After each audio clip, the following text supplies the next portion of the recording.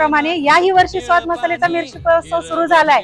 चांगल्या क्वालिटीच्या मिरच्या, जिथे मिरच्यांचं उत्पन्न जास्त आहे त्या ठिकाणी त्या शेतकऱ्यापाशी जाऊन ती मिरचीची क्वालिटी बघून कमीत कमी रेटमध्ये तुमच्यापर्यंत पोहोचवण्याचा प्रयत्न करतोय। तुम्हाला या ठिकाणी अनेक प्रकारच्या मिरच्या बघायला मिळतील। त्यामध्ये बेडगी असेल, काश्मीरी असेल, लवंगी असेल, संकेश्वरी असेल, गुंटूर असेल। तुम्ही मला म्हणता ना दरवर्षीप्रमाणे याही वर्षी माझा मसाला कलर, तिखट, टेस्ट वर्षभर टिकून राहिली पाहिजे म्हणूनच तुमच्यासाठी घेऊन आली आहे या सर्व मिरच्या। तर हा महोत्सव 15 मार्च ते 30 मे पर्यंत मैत्रिणींना सुरू आहे। तर वाट कसली बघताय? जवळ तुम्हाला जी सोयीस्कर असेल त्या शाखेला जावा आणि तुम्हाला असणारी मिरची खरेदी करा।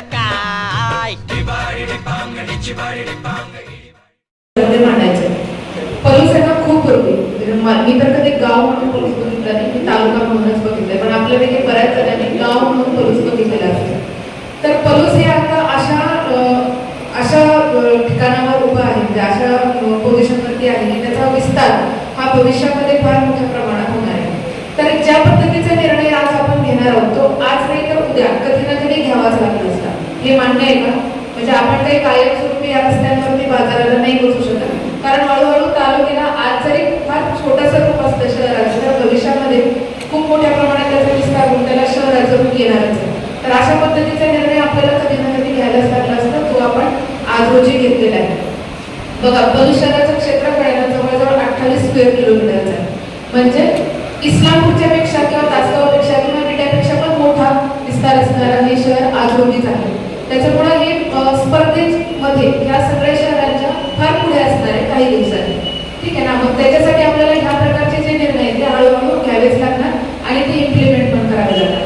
आता तुम्हाला असा प्रश्न पडणार आहे की बाबा आता आम्ही कायमस्वरूपी इथे बसत होतो, लोकांचा फुटबॉल इथेच होता, लोकांना माहित होतं की हा व्यापारी किंवा हा शेतकरी इथेच बसतो आणि मग सगळे येऊन तुमच्याकडे खरेदी फुटबॉल आमच्या ह्या ठिकाणी होणार आणि आता आम्हाला तिकडं गिराईक कसं येईल नव्यानं। तर ह्याची सुद्धा जी काही बेसिक तयारी, पूर्वतयारी करायची होती ती नगर परिषदेने केलेली आहे।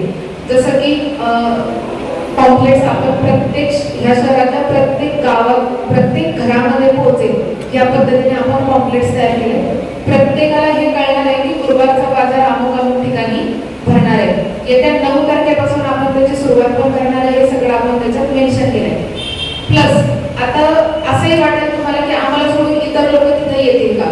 तर ह्यासाठीच आपण आपलं नाव, फोन नंबर इथं घेतलाच आहे। प्लस येताना आपल्याला ही सूचना पण दिली आहे की आपला आधार कार्ड आणि 2 फोटो घेऊन या, जेणेकरून तुम्हाला सगळ्यांना ओळखपत्राचं सुद्धा वितरण करण्यात येणार आहे। म्हणजे त्या ओळखपत्राच्या व्यतिरिक्त जर कोणी सुरुवातीलाच त्या बाजारामध्ये येऊन बसलं तर त्याला आपण त्यासाठी अटकाव करणार आहोत।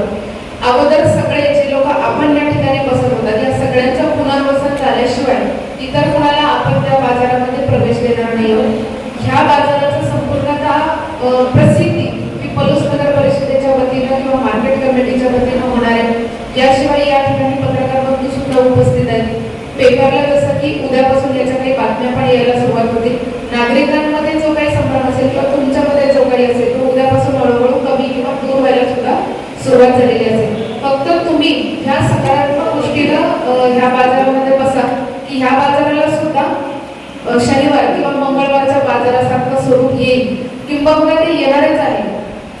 पलीकडे जो मार्केट कमिटीच्या बाजूचा जो परिसर आहे तो खूप लांबपर्यंत वाढत गेलेला आहे, तर त्या लोकांना सुद्धा खूप अवघड होतं मंगळवारच्या किंवा शनिवारच्या बाजारात यायला, तर त्यांच्यासाठी हा खूप सोयीचा बाजार असणार आहे। दुसरं असं आहे की जेव्हा मी स्वतः बाजाराला जाते तर मी मंगळवार किंवा शनिवारच्या बाजाराला जाते तर मी हा प्रकार करते की मी शेतकऱ्यांकडून खरेदी करेन। तर मी स्वतः ह्याच रस्त्याने खरेदी करत असते, मी कधी त्या मंगळवारच्या आतल्या बाजारात गेलेले नाही, कारण शेवटी हा फरक पडतो की तो शेतकऱ्याचा माल खूप ताज्या स्वरूपात येतो। हा सगळ्यांमध्ये असणारा एक जो सगळ्यांची जी माहिती आहे ती खरी असते। तशाच पद्धतीने जो व्यापारी किंवा जो शेतकरी तिथे बसणार आहे त्यांचा माल तो ताजाच असणार आहे आणि लोकांना ते कळणार आहे की इथंच बसणारे शेतकरी तिथं बसतात, तर तो माल चांगल्या स्वरूपाचा असणार आहे। हळूहळू ह्या बाजाराला सुद्धा शनिवार आणि मंगळवारच्या बाजारासारखं स्वरूप येईल, किंवा असं होऊ नये की आपल्याला काही दिवसांनी चौथा बाजार पण सुरू करायला लागेल। म्हणजे ती वेळ सुद्धा पलूसवरती येणार आहे, कारण शहराचा विस्तारच इतका मोठा होतोय की तशी सुद्धा परिस्थिती भविष्यात येईल।